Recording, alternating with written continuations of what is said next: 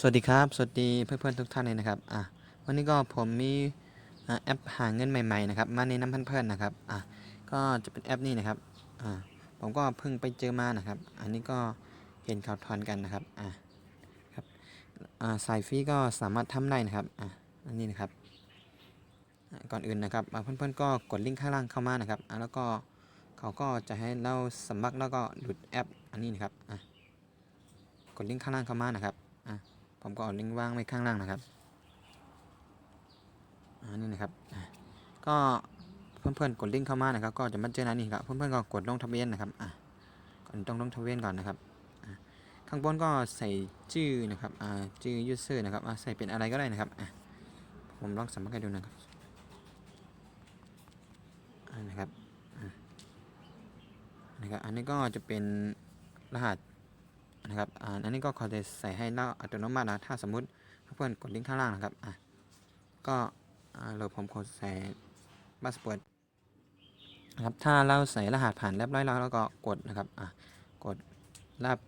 กกนะครับจากซิมนะครับ755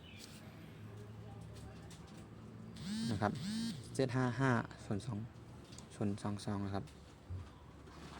แล้วก็ใส่ตามนะครับแล้วก็กดลงทะเบียนนะครับลงทะเบียนนะครับถ้าเพื่อนๆลงทะเบียนเรียบร้อยก็จะเข้ามาหน้านี้นะครับครั้งแรกนะครับเพื่อนๆก็เข้ามาครั้งแรกครับเพื่อนๆก็กดตรงนี้นะครับจะได้รับฟรีนะครับ76 บาทนะครับตอนนี้นะครับสายฟรีนะครับเขาแจก76 บาทนะครับเพิ่มทุนนะครับทำได้2 วันนะครับทำได้2 วันนะครับเพื่อนๆก็กดรับฟรีนะครับกดตรงนี้นะครับกดเข้าไปได้นะครับกดเข้าไปครับก็ถ้ากดรับแล้วก็กดนะครับกดตรงนี้นะครับยืนยันนะครับกดยืนยันนะครับก็เรียบร้อยนะครับอันนี้ก็เขาจะบอกวันหนึ่งเราจะได้วันได้เท่าไหร่นะครับได้นะครับวันหนึ่งแล้วก็จะได้38 บาทนะครับนี่ครับสายฟรีทำได้2 วันนะครับเวลาครับส่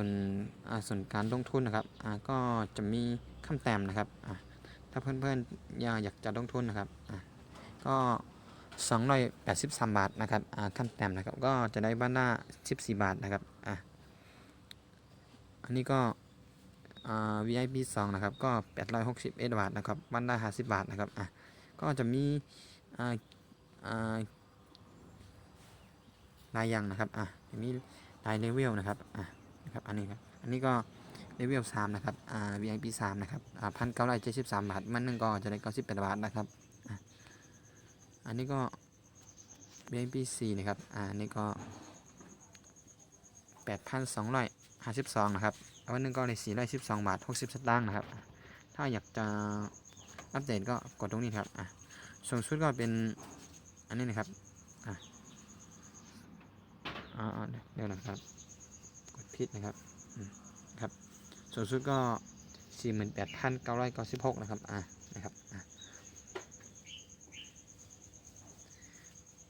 ตอนนี้ก็นะครับถ้าเรากดรับเงินนะครับก็กดตรงนี้ครับตอนนี้ก็0.2นะครับมารับเมื่อใดก็ได้นะครับอันนี้ครับก็กดรับนะครับนี่นะครับถ้ามันถ้าแล้วมันจะให้ได้รับมันก็จะออกมาตรงนี้ครับจะตรงนี้ครับก็จะเป็นว่ากี่บาทนะครับแล้วก็มากดรับนะครับแต่ก็ไม่แนะนำให้ลงทุนนะครับถ้ายอมรับความเสี่ยงไม่ได้นะครับเพราะว่าการลงทุนความเสี่ยงนะครับแล้วก็วิธีการถอนก็นะครับเพื่อนๆก็กดมาตรงมาชั้นนะครับก็กดถอนนะครับก็ยืนยันนะครับก่อนอื่นนะครับเราต้องมาตั้งนะครับรหัสถอนเงินนะครับกด6 ตัวนะครับแล้วก็ใส่รหัสยืนยันจากSMS นะครับแล้วก็กดนะครับ ถอนเงินครับเดี๋ยวผมทำให้ดูนะครับผมขอใส่แป๊บนึงนะครับผมใส่ให้ดูก็แล้วกันนะครับ1 2 3 4 5 6นะครับแล้วก็ใส่รหัสยืนยันครับ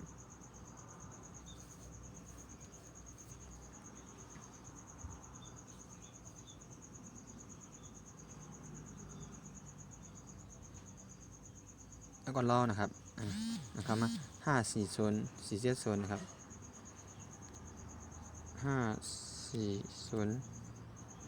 540 470นะครับแล้วก็กดนะครับครับยืนยันนะครับแล้วก็กดไปตรงนี้ครับทอนนะครับการทอนนะครับอันนึงเขาบอกตรงนี้ครับ111 บาทนะครับกดตรงนี้ครับแล้วก็ต้องมาอัปเดต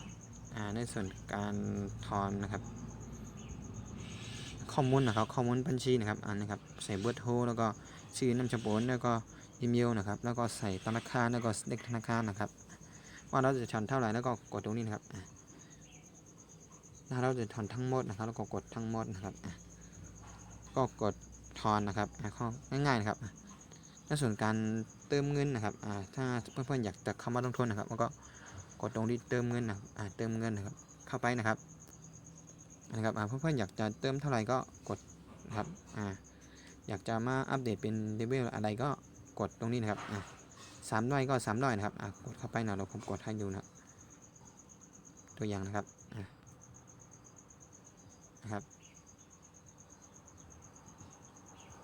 ก็กดตามนะครับแล้วก็รอสักครู่นะครับแล้วก็จะมีให้เราสแกนนะครับสแกนกบนะครับแล้วก็สแกนก็ได้แล้วนะครับครับแล้วมันก็ไม่ออกมานะครับแล้วลองกดตรงนี้นะครับเพราะว่าเป็นบาทนะครับนะครับ tx นะครับกดตรงนี้นะครับแล้วก็มีแค่นี้นะครับในส่วนการเติมเงินนะครับเพราะว่าเน็ตมันไม่ดีนะครับก็จะเป็นแบบนี้นะครับแล้วก็สแกนตรงนี้ครับสแกนก็ตรงนี้นะครับถ้าเป็นนะครับอันนี้นั่นก็จะเป็นอีกแบบนึงนะครับก็ง่ายนะครับเพราะว่าผมจะไม่โด่งนะครับผมจะทำพี่ไปก่อนนะครับตอนนี้ก็ขึ้นมาแล้วครับ 0.07 นะครับถ้าอยากจะเอาไปแนะนำเพื่อนก่อนนะครับกดดูที่เชิญเพื่อนนะครับ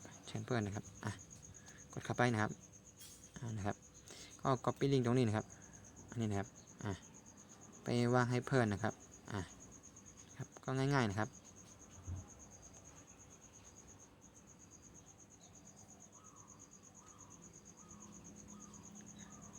นะครับในส่วนการชวนเพื่อนนะครับนะครับตรงนี้ครับ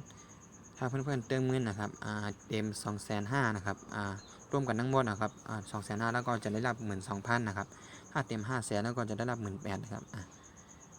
นะครับตามนี้นะครับ